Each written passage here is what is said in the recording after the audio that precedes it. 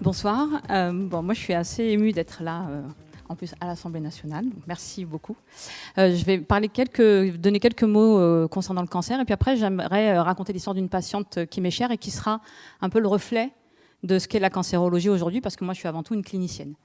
Le cancer en France, aujourd'hui, c'est à peu plus de 400 000 nouveaux cas par an, avec une incidence qui malheureusement augmente. Elle augmente parce que, d'abord, elle est le reflet de notre population, qui est une population vieillissante. Elle est aussi liée à nos comportements.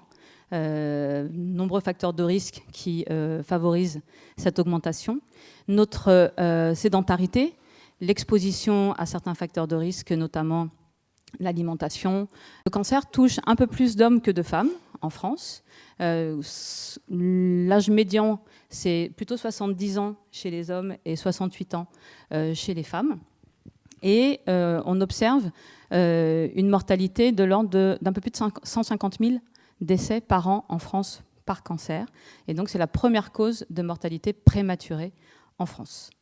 C'est donc un problème de santé publique qui concerne toutes les familles. L'INCa a fait une étude de santé en vie réelle et a suivi à 2 ans et à 5 ans des patients qui étaient atteints de cancer en collaboration avec l'INSERM et les données de santé de l'assurance maladie, pour montrer un petit peu comment vivent les patients qui ont un cancer, qui sont guéris du cancer, ou qui vivent avec une maladie métastatique, avec des périodes donc de rémission, de traitement, de rechute, et donc un impact fort dans leur quotidien. Il a été démontré que ces personnes, même quand ils sont guéris du cancer, parce qu'ils n'ont plus de maladie active ou plus de traitement, eh bien, conservent un impact psychologique fort, social, mais aussi professionnel, puisque plus de 20% des patients n'ont plus de travail après 5 ans de diagnostic, alors que rien, en théorie, ne les empêcherait de reprendre leur activité professionnelle. Et l'impact psychologique est majeur. Et il va expliquer beaucoup de choses, et notamment justifier beaucoup pour nous l'intérêt de la médecine intégrative. Tout ça pour dire qu'en France aujourd'hui, c'est un peu plus de 3 millions de personnes quand même qui sont atteintes ou qui ont été traitées pour un cancer. C'est 16 milliards d'euros par an pour l'assurance maladie. C'est 10% du budget de la sécurité sociale. Un des points clés, c'est les thérapeutiques aujourd'hui qui vont coûter de plus en plus cher, les thérapeutiques notamment innovantes.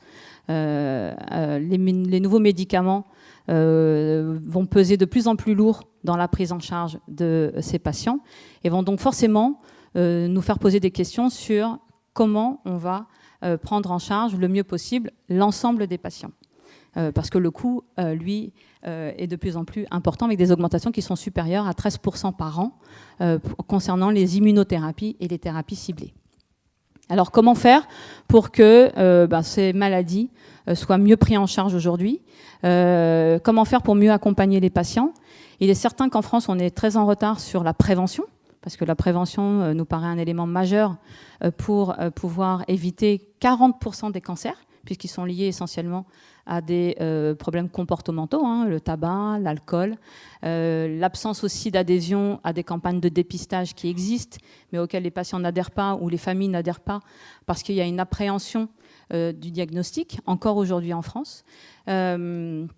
Le dépistage précoce, comment on fait pour toucher le plus possible les populations alors qu'on a des dépistages qui sont organisés, et on sait qu'un diagnostic précoce permet de guérir, dans la majorité des cas, les cancers.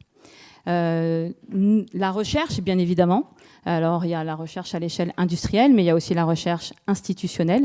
Et ça nous paraît très important de la soutenir pour continuer à apporter de l'innovation dans la vie de nos patients.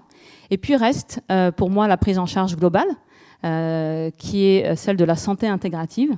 Donc un changement de paradigme, parce que ça veut dire que le patient, on ne traite pas une maladie, mais un patient dans sa globalité, et on va s'intéresser à tous les facteurs qui vont faire qu'on va mieux traiter le patient, mieux l'accompagner pendant et après, pour lui permettre un retour à une vie la plus normale possible, qu'elle soit familiale, sociale, professionnelle et amoureuse éventuellement. Moi, je voulais parler juste d'une patiente parce qu'elle va être un peu le reflet de tout ça. C'est une femme jeune qui a été diagnostiquée avec un cancer du poumon métastatique d'emblée en 2008. Et elle est toujours en vie aujourd'hui. Elle avait un cancer du poumon qui était dit localement avancé parce qu'il y avait des ganglions et une métastase cérébrale. Et cette femme, elle était non-fumeuse. Parce qu'on voit l'incidence des cancers du poumon qui augmente chez la femme et même chez les non-fumeurs. Et elle a été traitée de manière collégiale, transdisciplinaire, avec un traitement chirurgical, de radiothérapie, de chimiothérapie. Elle a bénéficié d'une chirurgie de sa métastase cérébrale et elle a été surveillée. Et chez une femme qui était avocate, qui a continué son activité professionnelle comme si de rien n'était. Aucun de ses associés ou de ses collègues n'ont pu détecter le fait qu'elle ait été malade. Mais elle a été très très bien surveillée et donc en fait on lui a diagnostiqué régulièrement des petites métastases cérébrales qui ont chacune bénéficié soit d'une chirurgie, soit d'une radiothérapie ciblée, les radiothérapies stéréotaxiques. Et puis un jour, moi je la vois en consulte parce qu'en 2008 j'étais pas encore en activité, donc c'était plusieurs années après, et elle vient parce qu'elle a un ganglion. Mais sauf que la patiente, elle est vraiment comme vous et moi, c'est-à-dire qu'elle est en parfaite santé, elle ne présente rien, sauf qu'on a un ganglion. Et donc on fait l'analyse de ce ganglion et on détecte une mutation. Et une mutation rare, mais c'est une mutation qui permet l'accès à un traitement spécifique qui est une thérapie ciblée. Et elle a bénéficié de ce traitement.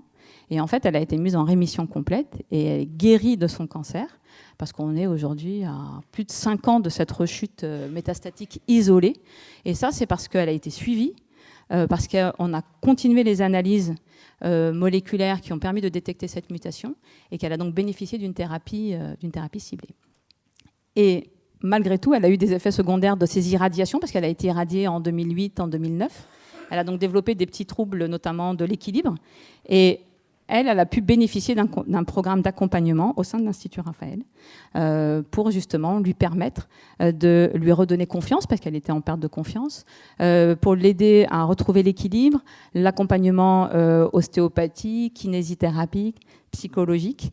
Et alors voilà, tout n'est pas rose, mais ce qui est sûr, c'est que ça l'a aidé énormément pour continuer à son activité professionnelle, tout en vivant le mieux possible les effets des traitements.